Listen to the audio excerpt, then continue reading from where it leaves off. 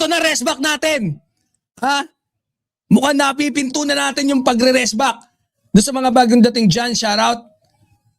Dapat yan si Cayetano, death penalty. Kurutin hanggang mategi. Oo nga eh.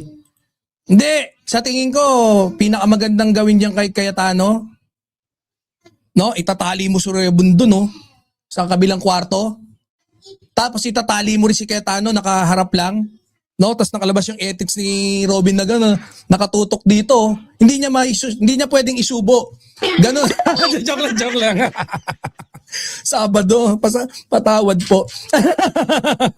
Hindi. Kasi, ito talaga si Ukinayo kung ano tuloy na iisip ko eh. No? Shoutout doon sa mga bagong dating. Si Ma'am Viola nandiyan na ba? Don't forget to please like. Hit the like button. Ayan. Oo nga naman. Suportahan nyo kami. Para at least YouTube will share us into a wider audience. Kurutin ng Nipper. Nipper ba yan? Nipet. Ma'am Linda Amor, shoutout. Asan yung ano natin?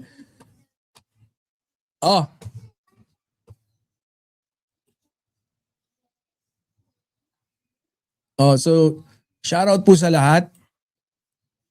Eto na tayo dun sa ating pang-ilan na ba? Pang-apat na topic.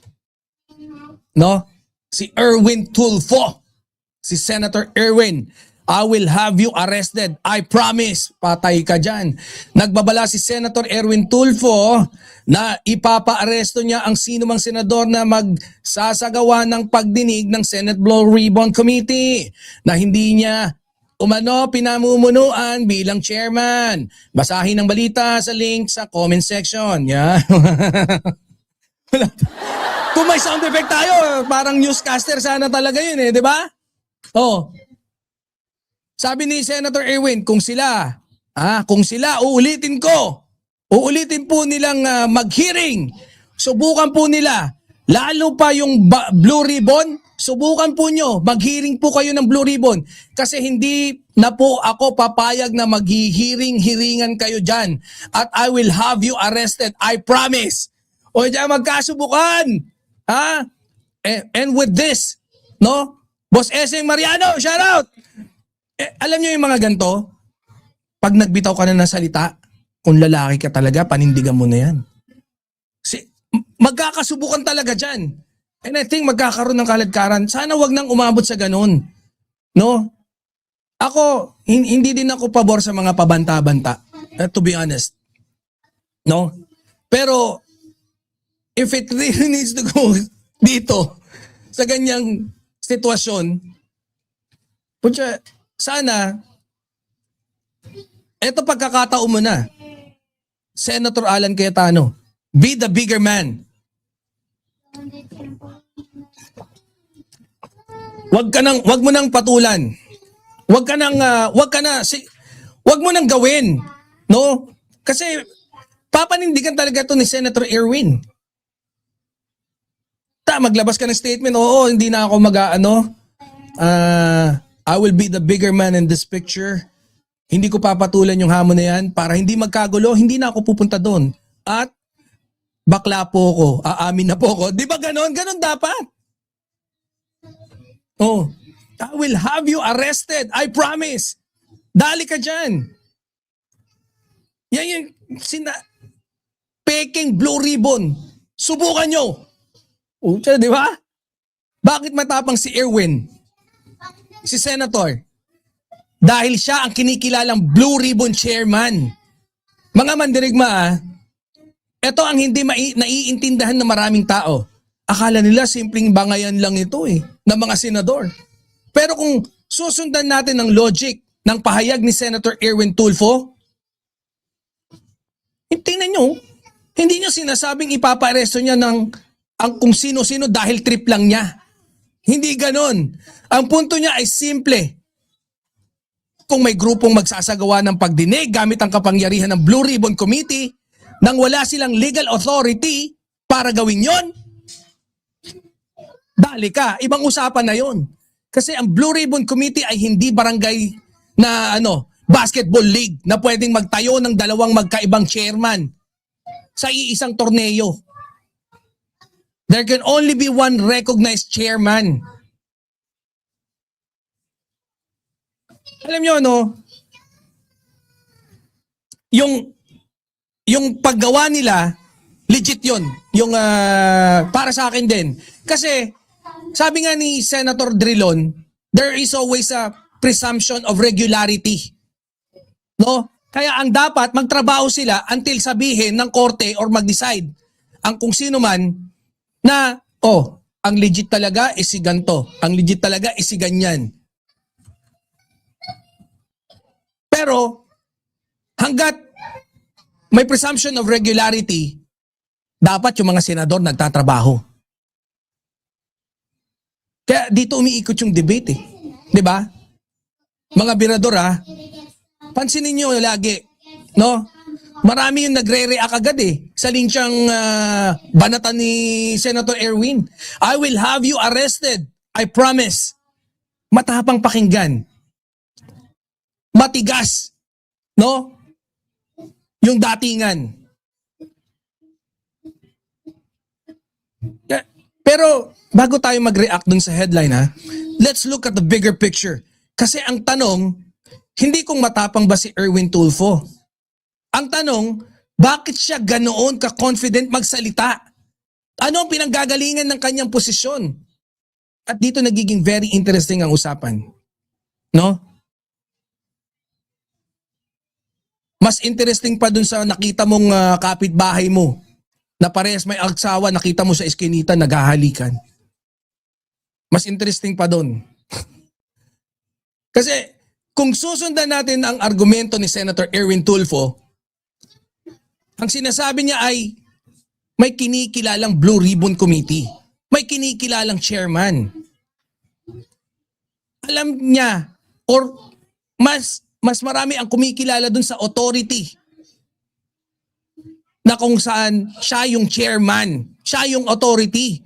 At kung mayroon umanong magsasagawa ng hearing gamit ang pangalan ng Blue Ribbon Committee, nang wala silang authority, doon pumapasok yung problema. Kasi isipin nyo pwede bang may dalawang Senate President sa parehong araw? Pwede bang may dalawang ombudsman? Isa lang yung upuan doon, yung sa pag-preside. Isa lang yung mace na pwedeng isuksok doon every time the session, yung may quorum. Di ba? Hindi pwede. Parang ganun din sa ombudsman. Pwede ba? May dalawa ombudsman natin. Total, ang dami ng problema ngayon. Dalawa na ombudsman natin. Pwede bang may dalawang Supreme Court Chief Justice na sabay na nagpapatakbo ng Supreme Court? Of course not. The institution recognizes only one authority at a time. Parang may isang tao na nagsuot ng uniforme ng pulis, no? May badge, may sasakyan, may megaphone, pero hindi naman pala totoong pulis. No? Hindi ang suot ang nagbibigay ng kapangyarihan. Authority gives power. Hindi yung uniforme, hindi yung ngaw-ngaw, hindi yung claim. Kaya kung titignan natin sa legal perspective, yung sentro ng argument ni Senator Erwin, sigurado ako hindi simpleng pride Sa aking perception hindi siya simpleng pride lang. Hindi simpleng political drama. Ang issue ay authority, jurisdiction, recognition, official mandate. At kung totoong may grupo na magsasagawa ng hearing gamit ang kapangyarihan, hindi naman nila hawak, natural lang na magkaroon ng legal consequences. Kung siya papakaladkad talaga kayo dyan. Pwede daw, dalawa, kakalong si Kawatano. Kantungin. Hindi, dapat para mas maganda. Blue Ribbon si Pag sa Blue Ribbon, kumandong si Pia. Ha? Tama yan, Sen Erwin. Speak their language. Dapat talaga matigas ka. Noon. Tama si Ma'am Mary Cachola. Oy! Andiyan ang aking Tita Judy Basco. Tita Judy, hi! Kaya nga paulit-ulit no? Bumabalik yung tanong Ilang linggo nang umiikot-ikot. Sino ang recognize? Sino ang may authority? Sino ang may mandate? Because those things matter. 'Di ba? Parang piloto ng eroplano. Hindi dahil marunong kang humawak ng manibela ay pwede ka na magpalipad. Kailangan may lisensya, kailangan may authority, kailangan may recognition. Kung wala, delikado ang result. Pwera na lang kung ang isasakay mo lang si Alan Cayetano, pwede na. 'Di ba? Kaya guys, mga mandirigma, mga birador natin, sa dulo ng lahat ng ito, hindi galit ang pinakamahalagang usapin eh. Hindi rin ang matinding soundbite.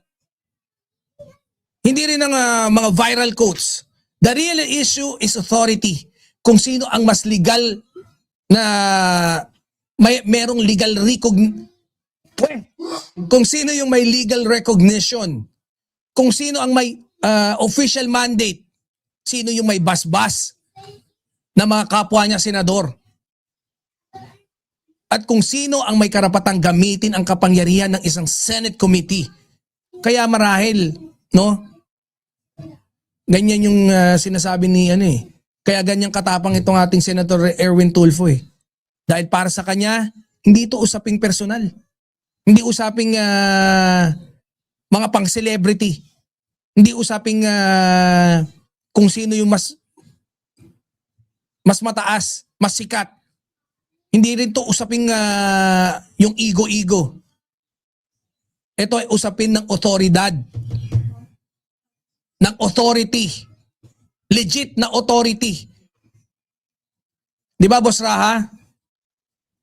At ang gobyerno, no, gaya sa batas, authority matters. At kapag authority ang pinag-uusapan, hindi sapat ang claim. Kailangan may basbas. Hindi basbas ng presidente kagaya ng sinasabi ni Cayetano. Kailangan may basbas ka ng institusyon. May basbas ka ng institusyon at naaayon sa konstitusyon yung galawan nyo. Yun yung dapat. Kaya bahala ka na rin, pwede na rin. Bahala ka, pumunta ka ron para at least makakita kami ng kaladkaran. Panalo rin kami dyan. Di ba? Pag nakakita tayo ng kaladkaran sa mga susunod na araw, panalo tayo doon. O pagka may katwiran, ina mo, ay parang gano'n. hindi pala. Pag may katwiran, ipaglaban mo. Gano'n. Di ba? Kaya kayo ba, kanino ba, tama ba si Senator Erwin sa tingin nyo? Ayan, kakalad ka rin ka raw eh. Kaya wag mong subukan, kakalad ka rin kita. Cayetano, kakalad ka rin ka. Oh. Sa Lunes, I'm gonna kaladkad you over there the Senate. Inglesero kasi si Di ba? Boss Lou Gabay. Inglesero si Senator Erwin. Pag sinabi niyang, hey you Cayetano, how dare you? If you go there over there, I'm gonna kaladkad you over here. Di ba? Dali ka, kakalad ka rin kanya, matakot ka dyan kay Senator Erwin. Bibihira mag-joke yan. Oh.